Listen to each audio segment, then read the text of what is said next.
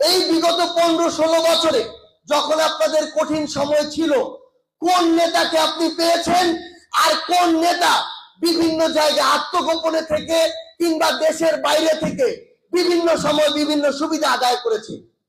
বিগত সময়ে বিভিন্ন রাজনৈতিক দলে এমন অনেক নেতা ছিল যারা বিগত 16 বছর যাদেরকে আপনারা খুঁজে পান নাই, তারা এখন নতুন করে বিভিন্ন রূপে এই বাংলাদেশে এসেছে।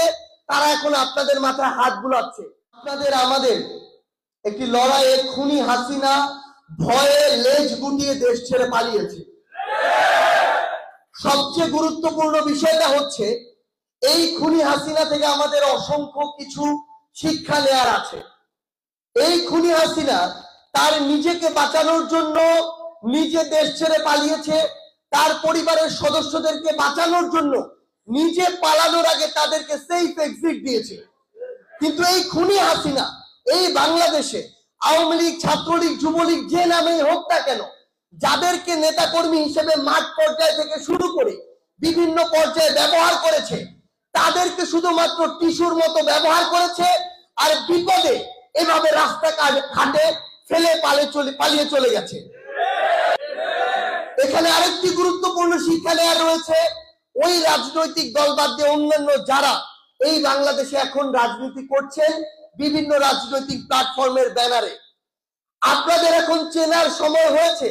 এই বিগত 15-16 বছরে যখন আপনাদের কঠিন সময় ছিল, কোন নেতাকে আপনি পেয়েছেন আর কোন নেতা বিভিন্ন জায়গায় আত্মগোপনে থেকে কিংবা দেশের বাইরে থেকে বিভিন্ন সময় বিভিন্ন সুবিধা আদায় করেছে?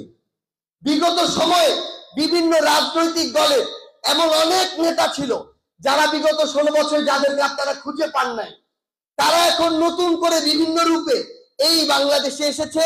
তারা এখন আপনাদের মাথায় হাত বুলাচ্ছে। সবচেয়ে গুরুত্বপূর্ণ বিষয় হচ্ছে আপনার কঠিন সময়ে যাদেরকে আপনি পাশে পাননি, এখন সুবিধাজনক সময়ে তাদেরকে নেতা হিসেবে মেনে নেওয়ার মতো এই মানসিকতা দয়া করে দেখাবেন না। যদি এটা দেখান তাহলে শেখ হাসিনা যেভাবে আবার কঠিন সময় তার নেতাদেরকে ফেলে জান নিয়ে পালিয়েছে, আপনাদের অবস্থা একই হবে।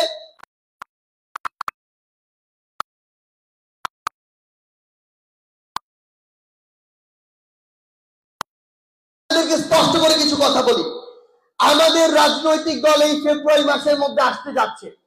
আমরা আমাদের জায়গা থেকে আমাদের অভ্যুত্থানের অন্যতম সমন্বয়ক, আমাদের রাজপথের সহযোদ্ধা নাহিদ ইসলাম, যিনি এই অভ্যুত্থানের ঘোষক, আমরা আমাদের জায়গা থেকে তাকে আহ্বান